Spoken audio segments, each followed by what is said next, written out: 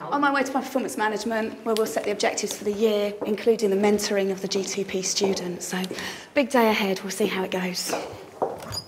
Hi, come in, Cara. Hi, have a seat. At the Heathcote School in Hertfordshire, head science teacher and mentor Cara Matthews is meeting the deputy head and school's professional mentor, Mike Stevens, to discuss her mentoring duties for the coming year.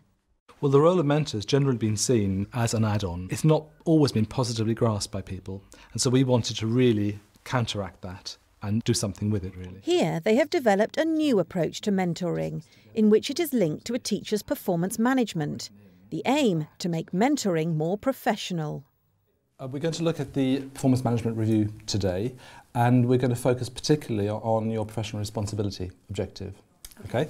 I mean, normally we have 3 objectives: your teaching and learning one, CPD, and that will have some bearing on this as well, and today the professional responsibility one. We encourage members of staff who are mentors to take it on board seriously for their own professional development, and by having objectives related to mentoring, they do exactly that. They are judged in terms of their impact they have on their trainees, they're given training and the time to do it, and then we have clearly defined success criteria which measures the impact of the mentor at the end of the training or during various parts of the training. Let's look at, first of all, some success criteria in the process that we can measure the impact of your mentoring. We start off in September with a meeting with myself and the mentor as the line manager. And we will start the process rolling then at that point with a review of the previous year and then looking at new objectives for this year. And one of those would be a mentoring objective. We know clearly what the objective is, but also we know how to meet that objective and how we can evidence that objective. Because if you're starting out as a mentor, there's an awful lot to it. It encompasses a wide range of skills and tasks that you have to do throughout the year.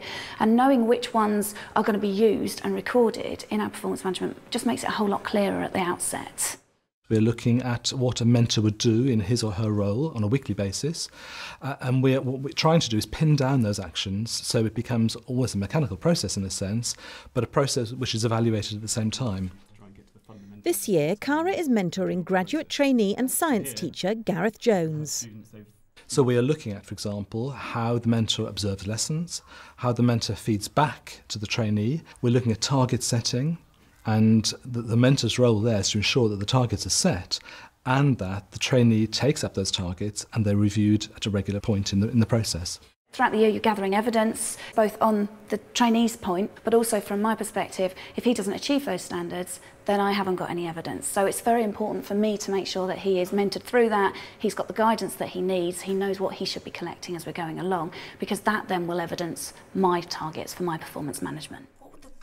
In formalising the mentoring role, the school hope this gives an incentive to the mentor and improves the outcome for the trainee. For Cara, the key to all of it is getting the relationship right. I think it's really important that the relationships for learning are there. If we don't have that at the centre of this, then the mentoring won't work.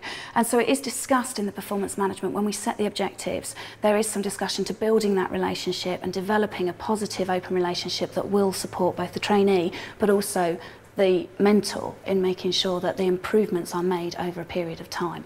It's important that we see the potential in a mentor originally, and we know that that mentor is going to be reliable, is going to be reliable in the sense that they will follow through with trainees, they've got to be approachable, and also they've got to be efficient at their job. And which is why it goes back to performance management in the sense that all these actions are held together in the performance management process. One of the professional standards is to work in a team, and it's doing exactly that. But the fact that it's acknowledged through our objectives for our performance management means that it's recognised, it gives you that little bit of value. You feel like you're being valued for what you're doing. Great, thanks very much. Thank you.